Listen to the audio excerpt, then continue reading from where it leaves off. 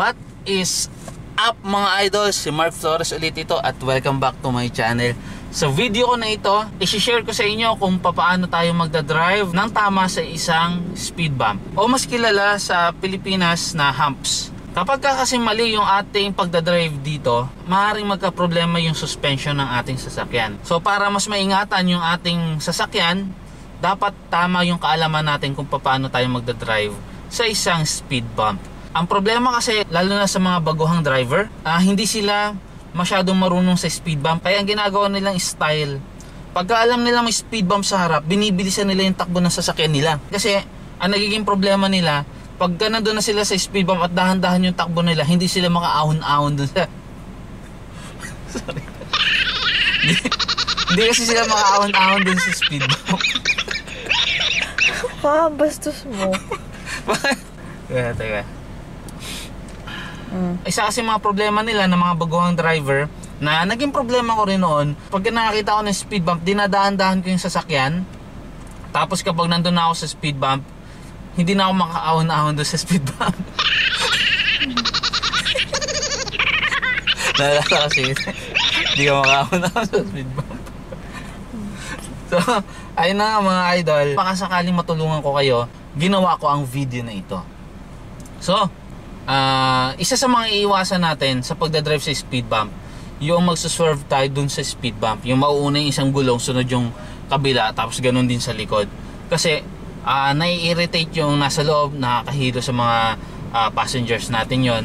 So usually ginagawa yun ng mga lowered na sasakyan para hindi sumahid yung kanilang chassis o yung ilalim ng kanilang sasakyan. Pinakamagandang positioning ay siguraduhin nating pantay yung ating gulong pag tayo ay dumaan sa isang speed bump.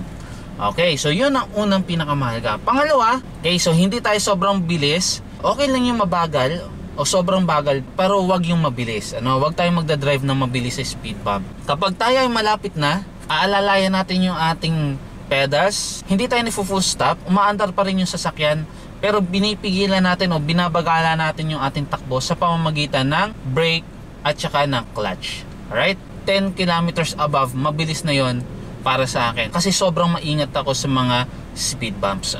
Kahit hindi pa tumatama, before tumama, pwede na natin pitik-pitikin yung gas para makatawid yung ating gulong. Sa ganung paraan, dahan-dahan yung ating pagtawid at safe yon para sa ating mga passengers sa atin. Hindi tayo masyadong naaalog. At the same time, mabuti rin yun para sa ating sasakyan. Alright? So, umpisahan na natin. Iba't ibang klaseng humps, iba't ibang klaseng diskarte. Katulad na humps na to, na masyadong maliit. Katulad na humps na to, maliit lang siya, mababa. So yung mabagal na takbo na naka second gear, at ang takbo natin ay below 10 pa km per hour. So maintain lang at pwede kang lumampas ng walang kahirap-hirap sa mabababang humps. Yung sobrang lalaking humps naman, sobrang tataas, lalo na kung lowered ng sasakyan nyo, ang ginagawa ng iba, patagilid, yung paswerve. Sa time na masyadong malaki yung humps, hindi natin maiiwasan na magsuswerve. Dahan-dahan tayong tatawid ng patagilid doon sa humps. So katulad nitong humps na to na medium size, itong daraanan nating humps. Okay, so ayan yung humps, kita nyo. Okay, so sa diskarte dyan, yung speed natin below 10 km per hour lang. So kung mabilis kayo tapos papunta kayo ng humps, mag-slow down kayo ng ganon. Ang maganda, pag tama mo dun sa humps, pag akit ng iyong gulong, saka mo bobombahin yung iyong gas. Okay?